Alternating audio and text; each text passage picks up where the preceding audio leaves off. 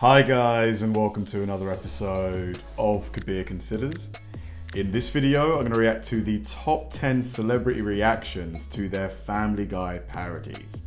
Now, this is going to be hilarious because Family Guy is one of those shows that, does not kiss the ass of celebrities. If Seth MacFarlane has an opinion on a celebrity, whether it's good or bad, and he's going to make a caricature of that celebrity to appear on his show, he is not going to bow to pressure from that celebrity or their agent or their PR department. Some of the impressions he's done, the Kardashians, of who else has he done quite funny, like Michael Jackson, just are absolutely savage. He doesn't pull any punches. But if it were me, if I got to the point where Seth MacFarlane, put me on Family Guy, I would be so flattered. Even if it was done in kind of a negative way, I would honestly be flattered by it. It's like the ultimate form of okay, you're a big time celebrity now. I would take it well. I think I would anyway, but I guess you don't really know until you're in that situation. So yeah, this I know I'm going to enjoy. I hope you guys do too. Let's do it. Ben Stiller, help me! No, Peter. I heard what you said about my movies. How'd you hear? Hello! Welcome to Watch Mojo, and today we're counting down Are Ben Stiller's ears even that big? Not really. our picks for the top 10 celebrity reactions to Family Guy parodies. Me being under Stewie's bed or something like that, and I'm smoking a cigarette or something? Is that what you're talking about? For this list, we'll be looking at household names who responded to this animated sitcom's send-ups of themselves and their work. Which Family Guy celebrity caricature made you laugh the hardest? Let us know in the comments. Who's that meant to be? Number 10. Willem Dafoe. We'd gladly take an evil monkey living in our closet over a green goblin under our bed. Through a cutaway gag, Stewie reflects on how Willem Dafoe used to reside beneath his crib. I used to have a Willem Dafoe living under my bed. Hey, you asleep yet? No. Just Why? checking. Voiced by under David there? Anthony Pizzuto, Dafoe pops his head out from under the crib, waiting for Stewie. I've always said Willem Dafoe would make an amazing Joker in a Batman movie. I think he would honestly be perfect for it. What do you guys think? To fall asleep. The Oscar-nominated actor smokes a cigarette to pass the time, slithering back under. Where exactly do his legs go? Although Dafoe wasn't familiar, Wouldn't he make a great Joker? I genuinely don't know why he's not been offered this role yet. with Family Guy, somebody told him to check out the clip on YouTube. It's weird. I don't know the show, but I know some people really love it. Dafoe thought it was weird, but he also found the cameo pretty cool, having a good laugh about it. Absolutely. Now, That's the best way to take if it. only Joe could learn to pronounce Willem's name correctly. Yeah, I just love William Dafoe. It's not William, it's Willem. Yeah, that's what I said, William. He was in Spider-Man with Kristen Dunst. Kirsten Dunst. Number 9. James Woods. Ooh, a piece of candy. Ooh, a piece of candy. Ooh, a piece of candy. Ooh, a piece of candy. Man, I hope that's James Woods, because if it's me under there again, I'm gonna be really pissed off. Where many Family Guy caricatures require an impressionist, James Woods has voiced himself on numerous occasions. Ah, that's Woods cool. was flattered. I was going to say, whoever voiced him actually did an amazing job, but turns out he voiced himself. When the show's school was called James Woods High, paving the way for him to guest star. Although he's depicted as an eccentric antagonist who torments the Griffins, Woods stated in a 2015 interview that he enjoys making fun of himself. So much so that he doesn't demand compensation. Family Guy is a funny thing because I just really enjoy making fun of myself because it's just, everybody else is going to do it. I might as well join in. 3 years later, though, the increasingly controversial Woods tweeted that he turned down a Family Guy episode due to its anti-conservative nature. Woods hasn't voiced himself since 2016, while the school has become Adam West High. Although his Family Guy days are likely over, we'd love to hear the unreleased recording sessions between Woods and Seth MacFarlane. What is James Woods known for? Is he an actor? I just know him because, Actually, I mainly know him because he was on, Family Guy. But like, was he like an actor, like in his, heyday or something? What were some of the things you were saying? Oh, I could. I said, burn those tapes. No, I mean, believe me, we make more fun of ourselves than anybody else. Number 8, Robbie Krieger. So have you ever watched the Family Guy? Do you watch that show? A little bit.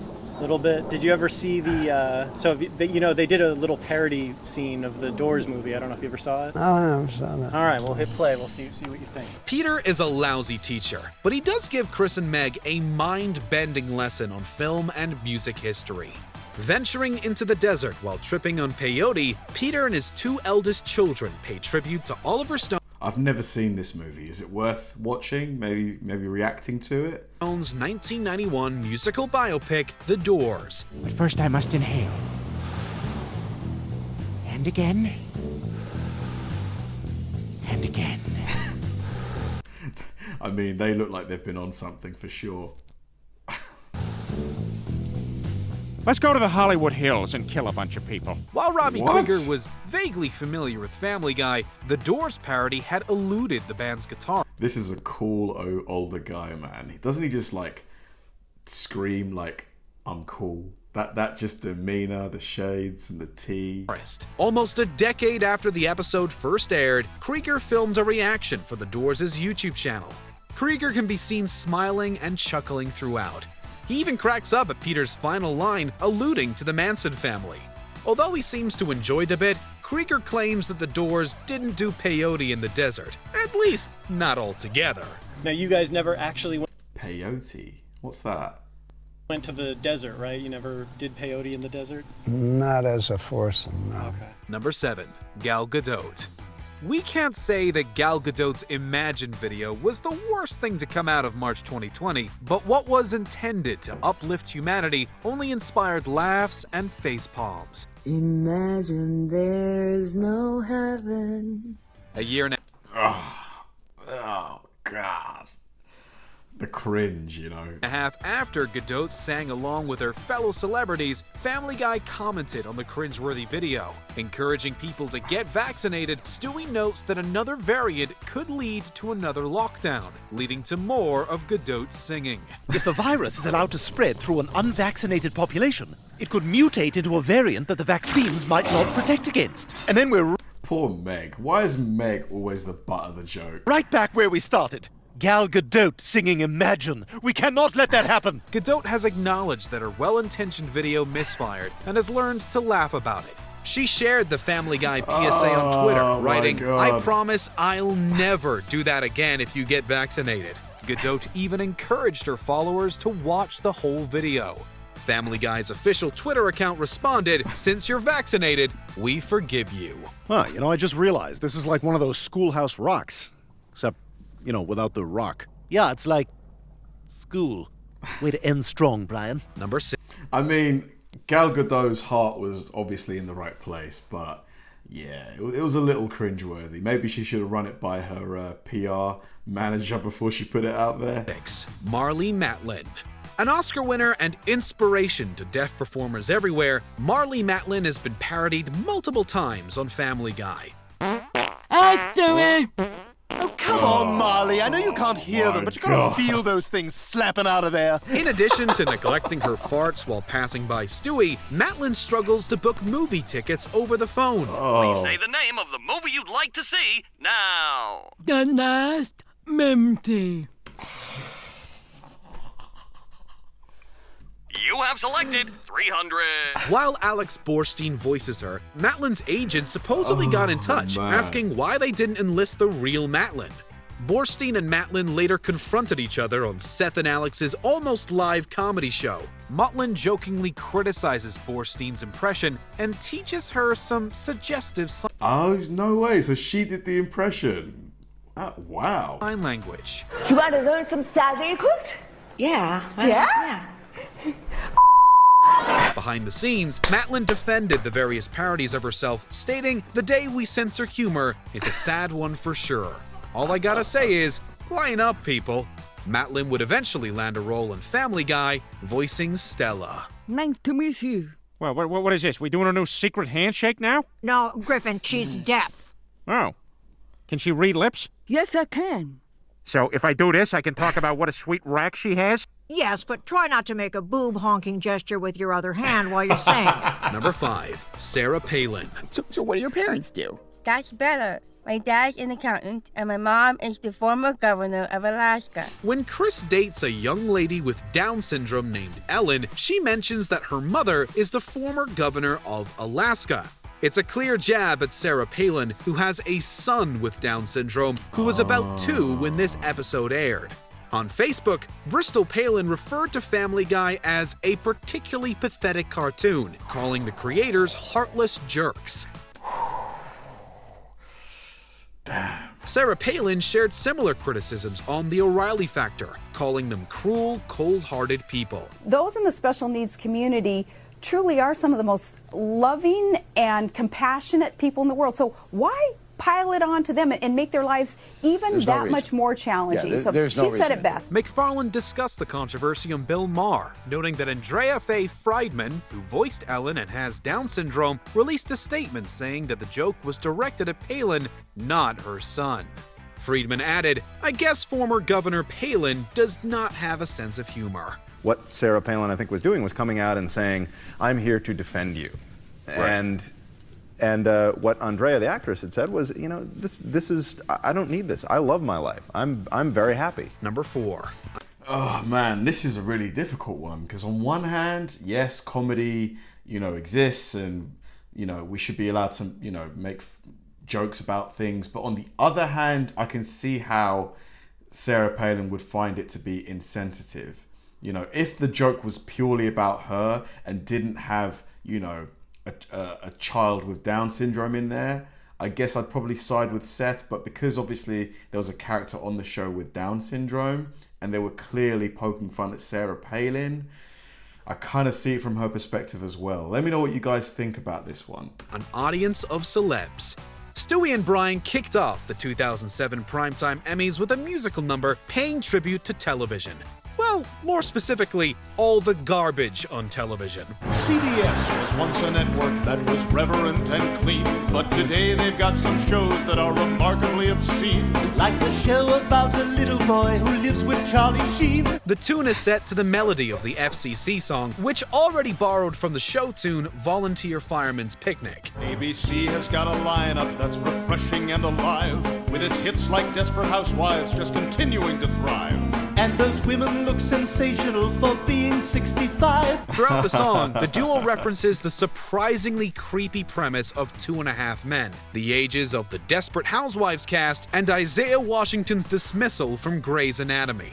While Washington wasn't present, T.R. Knight was in the crowd. Now the Peacock's having trouble simply staying in the race, so I hear they're bringing Seinfeld back to save a little face. And I hear Isaiah Washington is taking Kramer's place. The camera cuts to reaction shots in the audience with Charlie. Oh man, because in this situation, you've got to laugh. You have to laugh, at least smile, because otherwise you look so butthurt. Sheen, Terry Hatcher, Felicity Huffman, Eva Longoria, Marsha Cross, James Gandolfini, and Edie Falco all laughing along.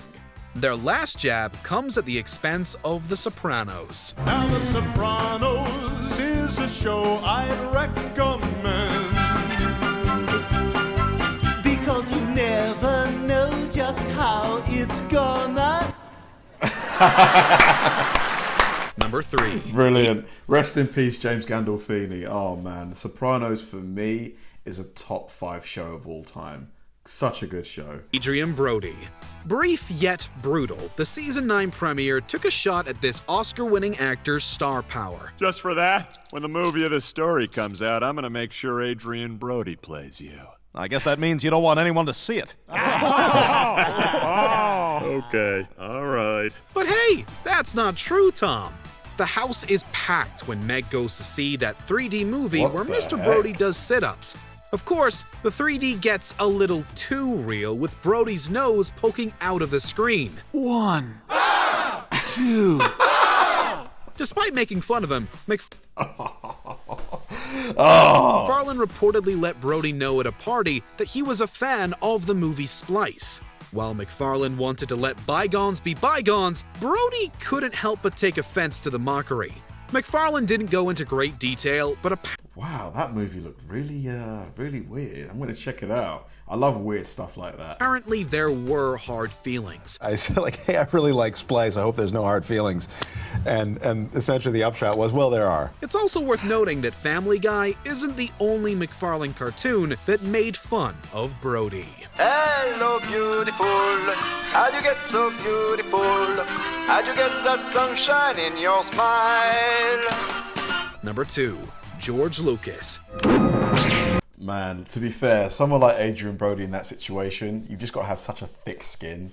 But I'm sure people must have been saying stuff about his nose for a long time, so he's probably just like, you know, impervious to it at this stage. Oh, sorry. This is my joke lightsaber. It's cute, right? Okay, for real now. Although Family Guy and Star Wars have Fox in common, well, Disney now, MacFarlane and company likely wouldn't have produced Blue Harvest without Lucasfilm's blessing. Despite getting permission, MacFarlane didn't have the best feeling when they screened the episode for George Lucas at his ranch. The crew half expected Lucas to say, you know what, we can't allow this to air. To their relief, Lucas laughed a few times, cementing his approval. I got him! I got him! Right, kid, don't get penisy! With the second Star Wars parody, Lucas did take issue with a certain four-lettered word and some other dark jokes, but he ultimately signed up. Which word was that? Oh, probably the CU. Okay. Off. I love you.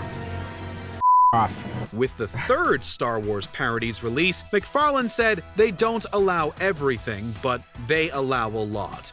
They allow Family Guy to be Family Guy. Wow, there are all kind of manner of... They gave R2-D2 an afro.